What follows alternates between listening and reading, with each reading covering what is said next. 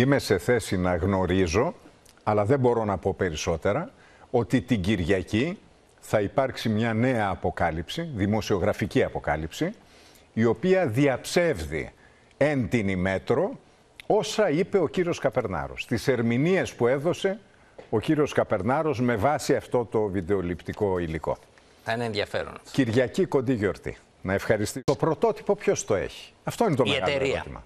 Η απάντηση είναι η εταιρεία. Ναι.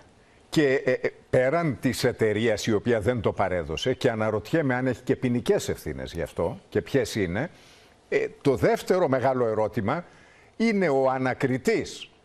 Γιατί δεν πήγε στην εταιρεία να αναζητήσει στοιχεία? Από όσο ξέρουμε εμείς, τρία άτομα, δηλαδή ο κύριος Καπερνάρος. Ξέρουμε ότι σε μεγάλες υποθέσεις πηγαίνει ο εισαγγελέας, πηγαίνει ο ανακριτής, κατάσχεται το υλικό που βρίσκει στους σκληρούς δίσκους παντού. Ό,τι υλικό υπάρχει. Και εδώ κατασχέθηκε το υλικό, αλλά στο γραφείο του. Κατασχέθηκε όταν πήγαν να το παραδώσουν. Ναι, πήγαν τρία άτομα στο γραφείο του και το παραδώσαν. Αυτό το υλικό θα εμφανιστεί στη δικογραφία, Νίκο, αφού παραδοθεί πρώτα στα εγκληματολογικά εργαστήρια της ελληνικής αστυνομίας, πιστοποιηθεί ως προς το χρόνο και αυτό που δείχνει και την γνησιότητά του. Αυτό δεν ξέρω πώς θα γίνει από την αστυνομία.